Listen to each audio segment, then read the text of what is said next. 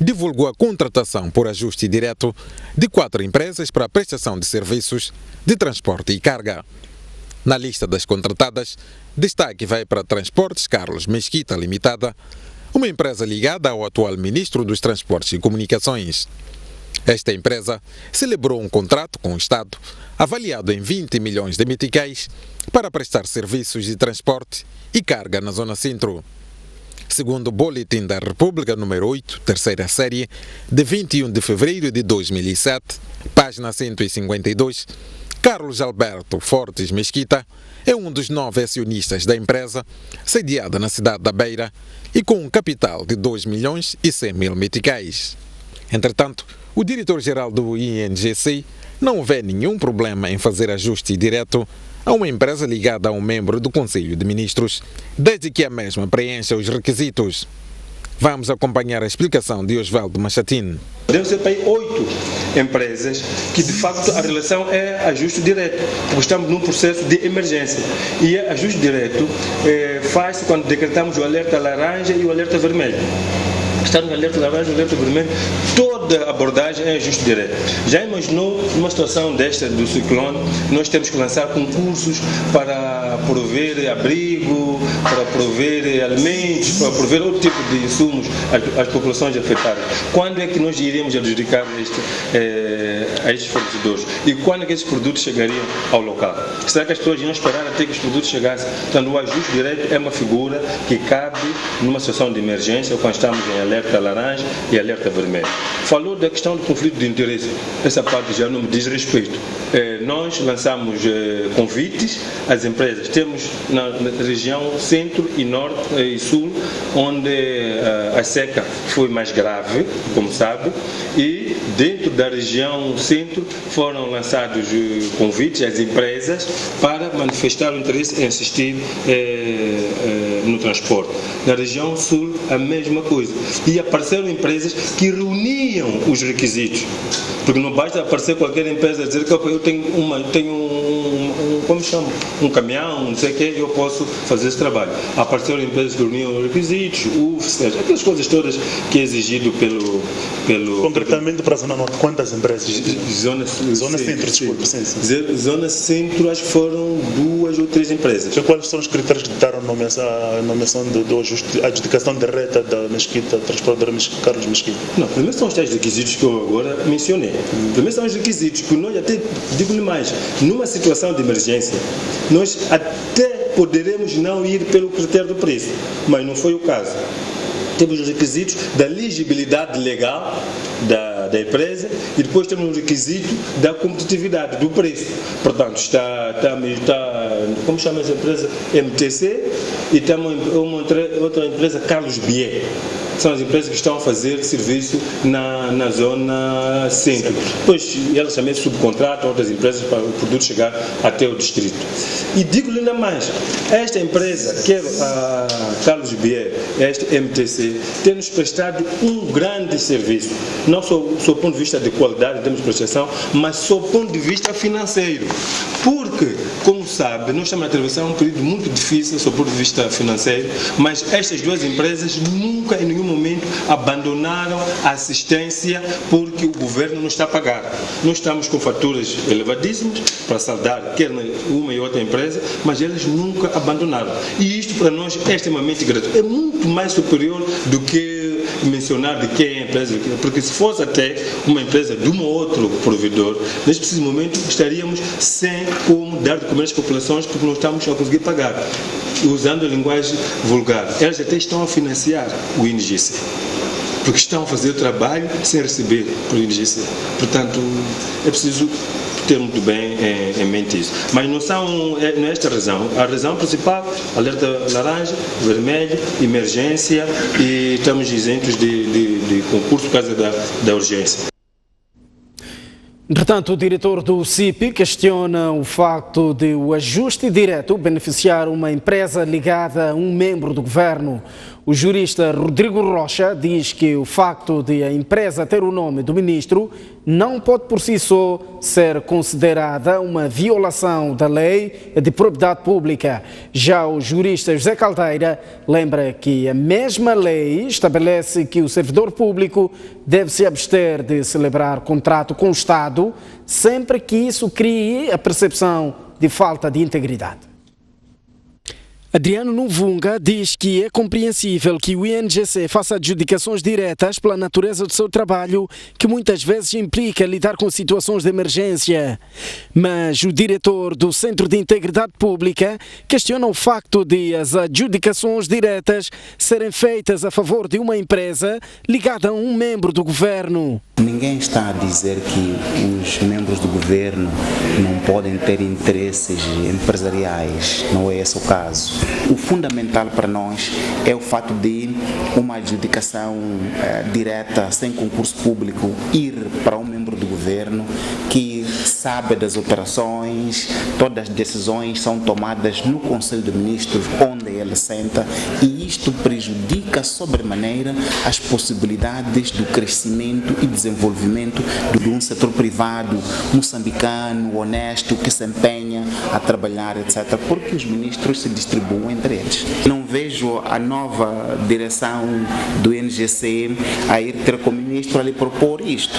Tem que, de certeza, ter saído do ministro dizer que, olha, atribuam este lote para a minha empresa.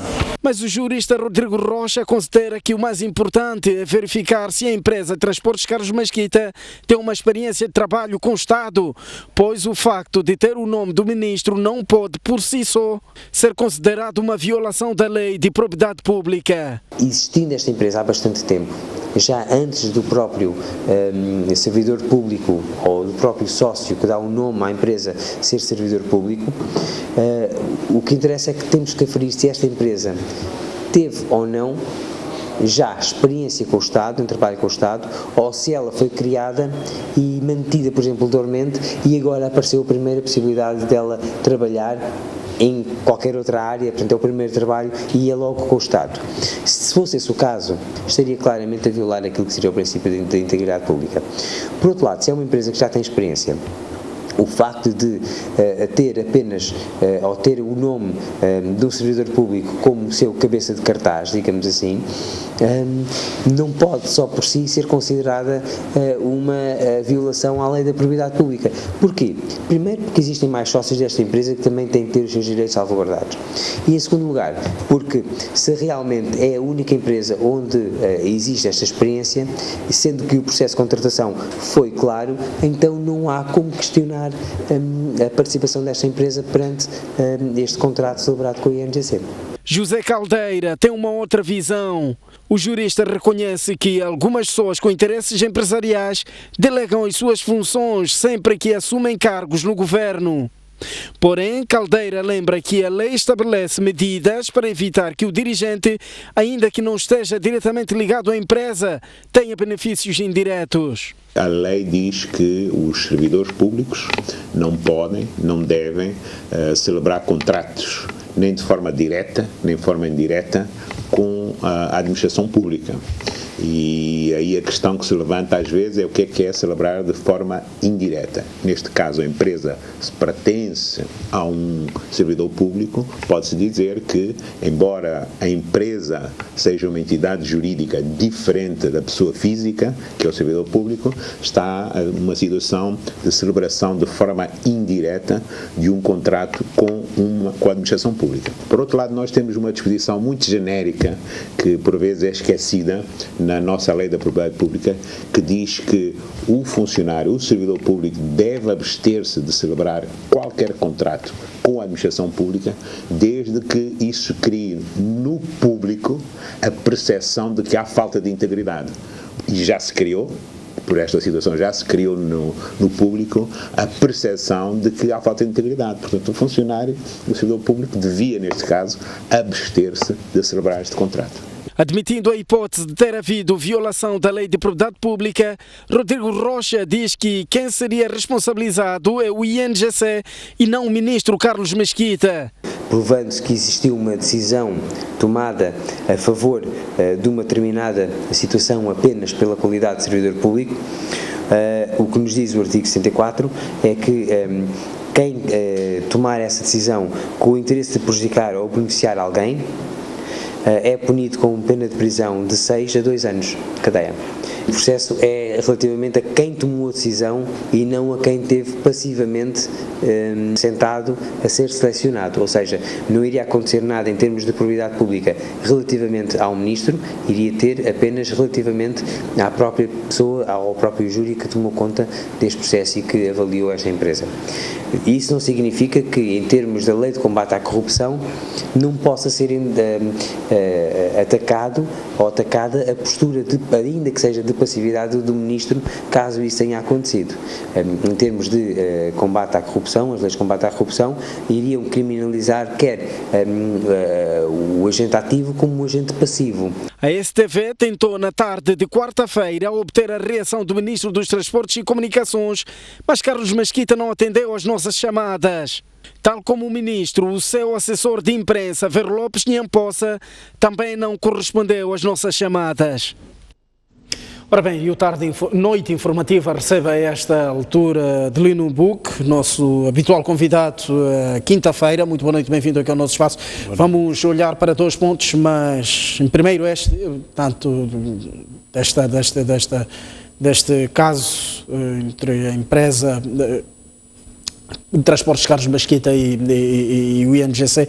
Como é que olha para esta contratação? O INGC alega estado de emergência, lançado concurso e a seguir a empresa reunia todas as condições para passar pelo concurso e ser aprovada. Como é que olha para todo este processo?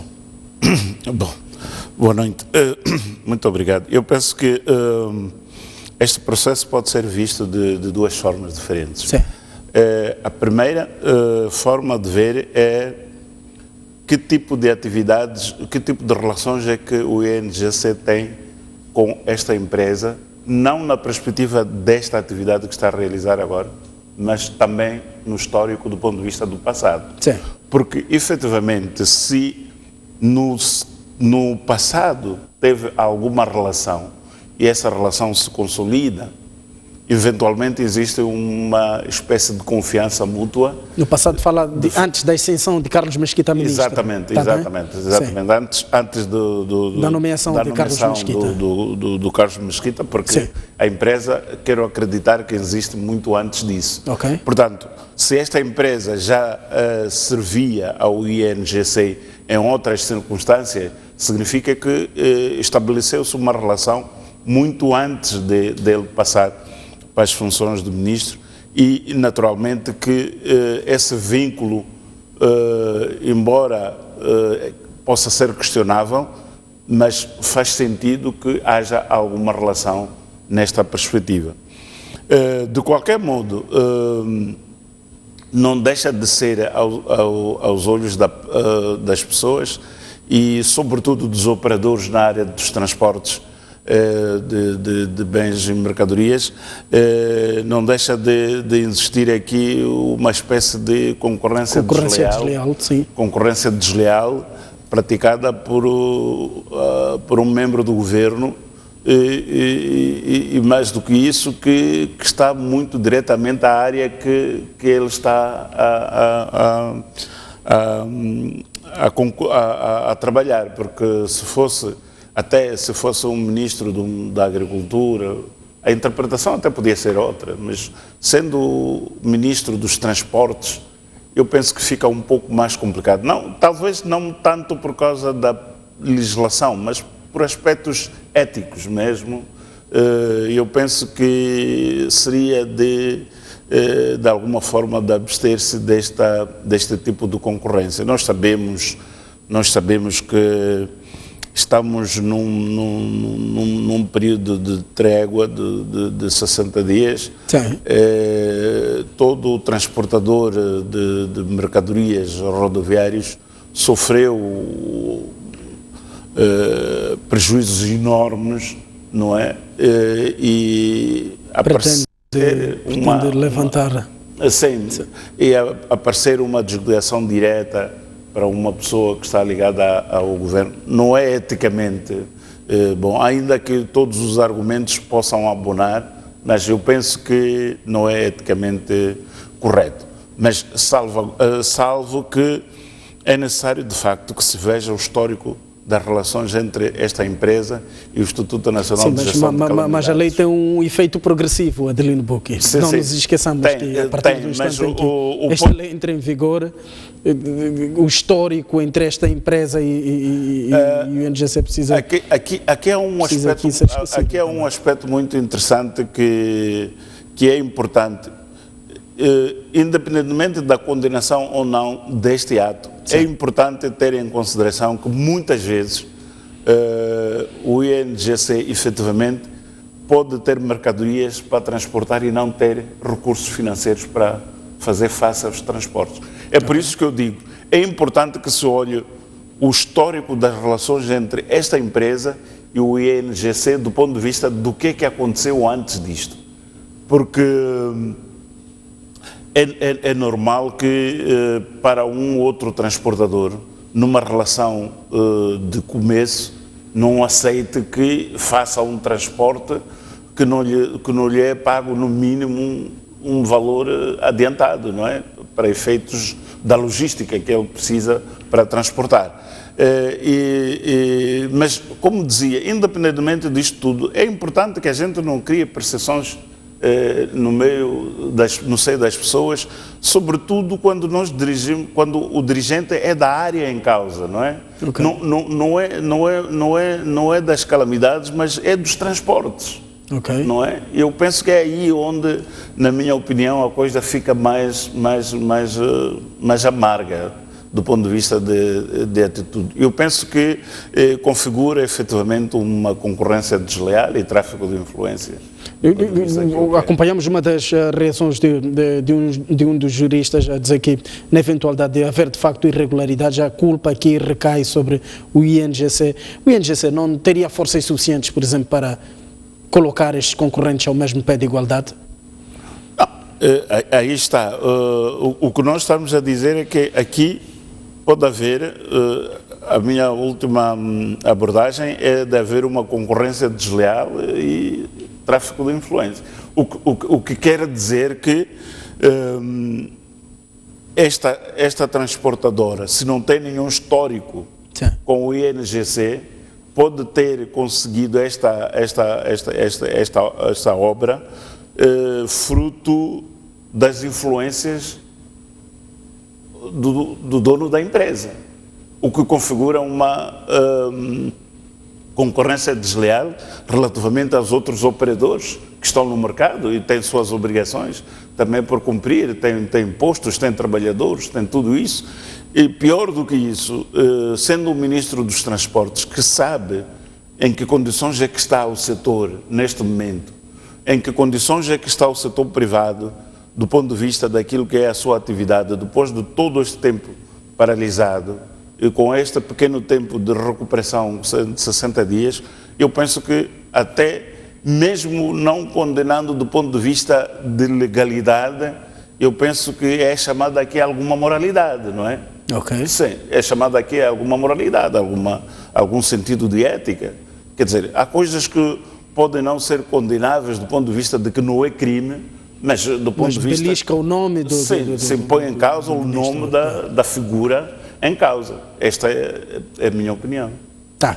Vamos virar de página para olhar para o julgamento do caso Josina Machel, com a condenação, portanto, do réu Licuco, neste caso, Rufino Licuco, que foi condenado a uma pena de prisão de entre 3 a 5 anos e, na eventualidade de pagar uma multa de mais de 200 milhões de meticais em menos de 30 dias ou dentro de 30 dias, este réu poderá não ver a sua prisão efetivada. Como é que olha para o desfecho deste caso? O desfecho até agora, porque, afinal de contas, a defesa prometeu recorrer. Uhum. Bom, o desfecho deste caso, primeiro é preciso enquadrar este caso naquilo que se considera violência física grave, do ponto de vista na lei sobre violência doméstica. Sim. Portanto, este ato enquadra-se na violência física grave, Ok. de que resultou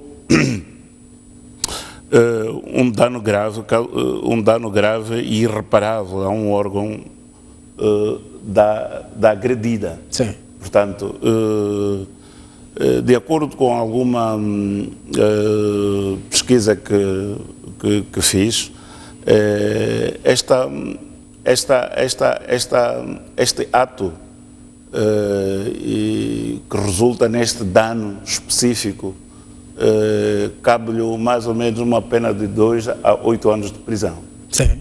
Portanto, se considerarmos que a prisão decretada pela juíza é na ordem de 3 anos e 4 meses, creio, está dentro daquilo que são os parâmetros previstos no Código Penal, que é subsidiariamente aonde se subsidiariamente remete à lei de violência doméstica. Eu penso que está, do ponto de vista de pena, está dentro daquilo que é a pena que cabe a um agressor que causa lesões a este nível.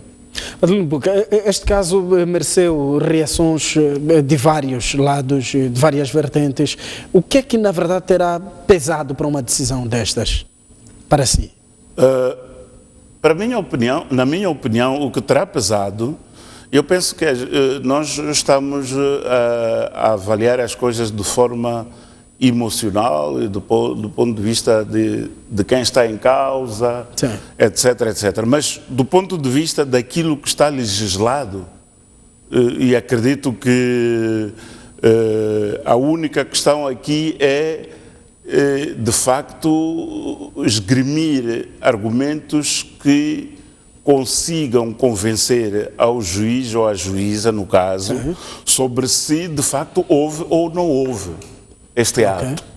Se este ato foi praticado ou não foi praticado por aquela pessoa. Se esta capacidade de esgrimir argumentos não for substantivamente convincente, a pena que foi aplicada, como estava a dizer, enquadra-se nos parâmetros de uma agressão onde resulta a inabitabilidade do órgão ou do membro do corpo da pessoa. Portanto, estamos aqui perante um caso em que perde a vista. Portanto, não se habilita mais, não se pode reabilitar mais.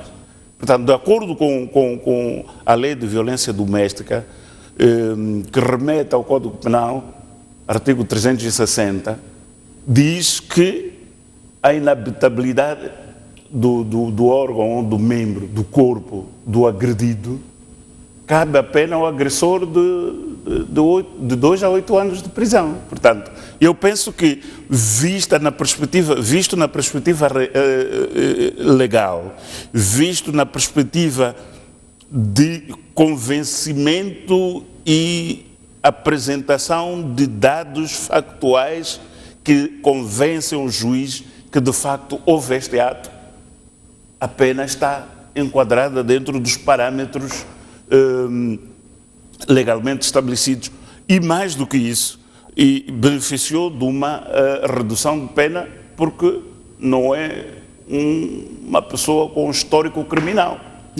Portanto, porque vai até 8 anos, e são 3 anos e 6 meses, o que significa que é mais do que, está abaixo de metade da pena que poderia ser aplicado nestes casos. Portanto, eu penso que do ponto de vista legal, do ponto de vista de argumentos, não há nada que possa dizer que a juíza agiu de má fé. Agora, esta questão cabe aos próprios advogados fazerem a prova, não é, de que houve ou não houve. Cabe aos peritos, aos legistas, provar o que é que houve ou o que é que deixou de haver. Portanto, mas provado que existiu, provado que à vista da Josina não há de ver mais, apenas está dentro dos parâmetros legais. Este julgamento, ou as fases deste julgamento, tiveram acompanhamento de toda uma opinião pública. Até que ponto é que isto pode ter jogado para a decisão final da juíza? Olhando para aquilo que opinião pública versus o nome da vítima. Eu penso que há duas coisas muito importantes aqui a ter em consideração. Eu penso que, do ponto de vista de mediatização, sim, não é, deste julgamento, a juíza mostrou-se inabalável do ponto de vista de influência. Ok. Considerando aquilo que eu vinha dizendo atrás, sim, não é? Do ponto de vista da opinião pública, nós estamos, de facto, numa situação de opiniões bastante divididas e muitas vezes bastante tendenciosas. Eu penso que o facto de Josina ser filha do primeiro presidente de Moçambique, uma figura que reúne consensos para uns e não reúne para os outros, pode levar aqui para aqueles que para eles Samora Machel foi uma coisa não boa, pode levar a que eles tenham uma opinião que induz as pessoas a que raciocinem como alguém que está sendo beneficiado por ser filho do presidente. Ok. Não é? Mas, olhando para as coisas de forma honesta, de forma normal, eu penso que todas as pessoas que têm a opinião de que esta sentença é política, falo porque não viu o que é que a lei diz sobre a violência doméstica e as respectivas penalizações. Mas acredito também que é importante que as pessoas comecem a ter o hábito de publicitar as coisas que acontecem dentro das quatro paredes, porque só assim é que a sociedade pode o conhecer. O caso da Josina, embora seja uma figura, diríamos que não de uma família nobre, sim, que não se poderia pensar que pode estar nesta situação, ela deu a cara. Ela disse que o meu namorado bateu, o meu namorado furou-me o olho. Eu não sei se a minha mulher seria capaz de dizer, não é, ao público que eu lhe bati, porque teria muitas reticências para sair ao público dizer, olha, o Adelino fez-me isto, porque, pronto, eu penso que há este capital que as pessoas, a nossa sociedade não foi capaz de olhar para ele, é um capital muito importante para escalpelizar aquilo que são as dinâmicas da sociedade dentro dos nossos lares. Os lugares onde nós pensamos que estamos resguardados, os lugares onde pensamos que estamos mais seguros, afinal, acontece mesmo nas famílias que vivem em lugares nobres, acontece uma coisa destas. Então, a Josina trouxe isto ao público. Eu penso que é algo que deveria ser muito mais valorizado do que todo o resto. Porque, como ela própria dizia no desfecho, quer gostemos, quer não, ela dedica esta sentença às mulheres violentadas. E pode crer que não são poucas. Este caso vem reacender um debate ligado à lei contra a violência doméstica. Ainda esta semana, ainda hoje, a Ordem dos Advogados emitiu um comunicado a dizer que reconhecia avanços no combate à violência doméstica, entretanto as penalizações, as punições eram brandas. Como é que olha para este? Eu não sei se as penalizações são brandas ou os juízes que julgam os casos é que na sua consciência ainda predomina um preconceito sobre a violência doméstica. Porque uma das coisas que eu observei na lei sobre a violência doméstica, nos casos de violência física grave, as penalizações são remetidas para o Código Penal, nomeadamente o artigo 360. Portanto, onde tem a pena maior, com especificações do tempo de prisão, inclusivamente. Portanto, eu não vejo que seja por aí. Eu acho que há o problema Mas não nos esqueçamos das penas alternativas. Sim. As penas alternativas também existem. E não é só para o caso de violência doméstica. As penas alternativas servem para todos. Todos os casos criminais que não excedam um determinado período, não é? Que vai, não sei agora quanto tempo, mas tem uma graduação.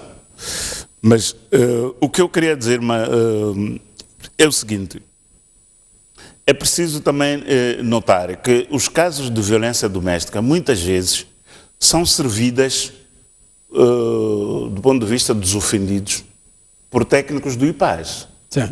Não é? Por técnicos do IPAS. Nós temos uma experiência nova, não é? Em que esta violência doméstica teve um advogado renomado. Ok. Não é? Renomado. Parte da acusação. Sim. Sim. Teve um advogado bom. Ok. É preciso que se diga isto. E em contrapartida, o agressor teve uma advogada que me parece,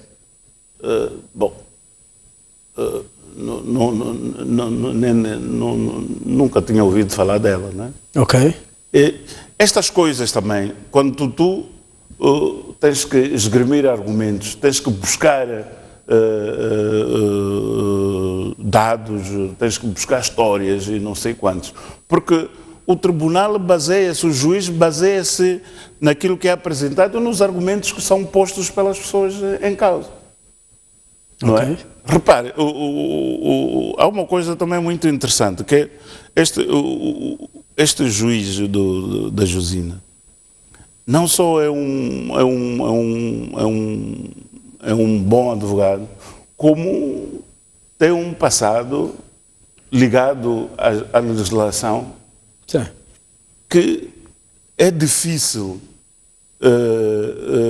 ficar numa situação de fragilidade de argumento quando está a fazer debate com um advogado que não tem tanta tarimba assim. Okay. Então, eu penso que havia um desequilíbrio aqui entre os advogados de defesa e eu penso que sim. Eu penso que o Rufino não foi buscar um bom advogado. Em algum momento não viu isto como algo importante. Ok. Mas quem convence o juiz, quem convence a procuradoria, não são só as palavras do ofendido e do agressor. Portanto, são todo um trabalho que os advogados desenvolvem. Okay. Então, como eu dizia, do ponto de vista da opinião pública, nós temos estado a ver a agressão, aliás, a violência doméstica a ser servida mais ou menos ao nível dos advogados fornecidos pelo Estado. Sim. Uma vez que em Moçambique todo o cidadão tem direito à defesa, não é? Sim. E mais, não temos do ponto de vista de mediatização, muito histórico de violência doméstica. Ok. Não é? Agora, este caso, o advogado foi pegar em toda a artilharia legislativa, foi pegar em tudo o que poderia ser usado para criminalizar. É o direito que ele tem de fazê-lo. Usou bem os argumentos que usou, ficaram imbatíveis e o resultado foi o que houve. Portanto, não há aqui, do ponto de vista de sentença, nada que se possa atribuir a qualquer favoritismo, até porque a lei, qualquer livraria pode ir ver, a pessoa consulta, vê. Sim, o que é que aconteceu? Adelino Buque, mesmo para terminar, deixa-me colocar-lhe uma questão que o telespectador não veja aqui com qualquer tendência à violência. A lei da violência doméstica foi durante muito tempo abstrata e quando encontra um berço chamado tradição africana, muitas vezes vem dilacerar, vem retirar as forças daquela que é a postura de um ser humano no tocante à autoridade e submissão num determinado lar. Não falo de violência física, doméstica física, mas falo de postura de alguém num determinado lar. Sente isto também? Acha que esta lei, de certa forma, vem retirar forças, por exemplo, à autoridade masculina? Masculina ou feminina, tanto faz. Olha, eu só posso falar... Não fica com receio, por exemplo, que a senhora fique com um bloco de notas sempre que Adelino Buque exigir que a senhora faça algo, ser sinal de violência doméstica, psicológica, por exemplo? Pois, a tua abordagem faz-me recordar coincidência simples. Sim. Faz-me recordar uma vez, creio que foi na Assembleia Popular em tempos, sim. A própria Graça Machel falava sobre a desigualdade entre o homem e a mulher e dizia que, apesar dela ser ministra, ser não sei quantos, mas quando chega a casa ela tem que servir o marido, sim. Não é? Então, isto que tu estás a dizer faz-me recordar esta abordagem, no sentido de que já nessa altura havia esta perspectiva de que, afinal, a tal igualdade não é tão igual assim. Mas eu não tenho muito receio do ponto de vista de que há aqui a possibilidade de as mulheres como tais, desequilibrarem aquilo que são as relações sociais, sim. Tradicionais. Ok. Porque independentemente de todo o resto, mesmo na distribuição das tarefas na era primitiva, sim. Dizia que o homem tinha determinadas tarefas que exigiam força, exigiam não sei o quê. Hoje também é a mesma coisa. Okay. Tu na tua casa, por exemplo, se tu queres fazer um bom prato para os teus amigos e usar uma lenha para... Não vais pôr a tua mulher a partir a lenha, não é? Sim, sim. Tu pegas no coisa e vais fazer. Okay. É uma forma de distribuição de tarefas que é normal. Okay. Agora, nestes casos, Xerida, eu tenho alguma dificuldade de compreender que as pessoas cheguem a ir aos tribunais por causa de violência doméstica. Okay. Isso é que eu não compreendo, porque é realmente uma ruptura. Porque é normal haver o desentendimento destas pessoas. Sim. Mesmo nos casos extremos, em que tomamos posições numa situação de brasa no raciocínio, quer dizer, sim. Quente. Eu durmo, acordo, eu digo, não, epá, ontem cometi um erro. Ok. Epá, por favor, aquele assunto que aconteceu ontem, queira desculpar-me. É uma palavra mágica numa relação social. Ok. Desculpe-me lá, não é? Eu acho que isto está a faltar, não sei o que é que está a acontecer. Porque, naturalmente, que há casos de reiteradas de violência e eu pedir desculpa, violentar, pedir desculpa, isso é outra coisa. Ok. A pessoa chega a um ponto que satura-se. Mas eu acho que é impressionante que nós não estamos a perder até este sentido. Porque um relacionamento tem que ser, de facto, causas gravíssimas que nos levam a um tribunal. Porque nós os dois temos capacidade de resolver os problemas. Então, eu acho que a nossa sociedade precisa, de facto, de refletir sobre o que é que está a acontecer. Porque, e recorrendo a esta abordagem tradicional a que tu aludiste, Ok. Normalmente, os assuntos de família, não é? Marido e mulher, são resolvidos pelos pais. Sim. Não é? Tradicionalmente. Sim. Os teus pais, os pais da tua mulher, sentam, resolvem. Os teus pais, os pais da tua mulher, com os tios. Isto aqui é tradicional. Agora, o tradicional, esta tradição não tem valores nenhuns, quer dizer, não há nada aqui para preservar. Eu penso que a sociedade tem a capacidade de refletir sobre eles. Se calhar, a sociedade como um todo, não estes ou outros, as igrejas tenham, se calhar, uns 10, 20 minutos para falar das relações familiares. Sim. Familiares, relações de mulher e marido. Em casa termos a capacidade de juntarmos-nos e falar das nossas relações. Porque, assim, que se tu vais num chapa cheio de pessoas, alguém no chapa pisa-te sem gravidade nenhuma. Se tu não queres ser pisado, vá para o táxi ou vai compra o teu carro. A tua reação pode ser violenta contra essa pessoa. Mas se a mesma situação acontecer com alguém que te pisa com gravidade,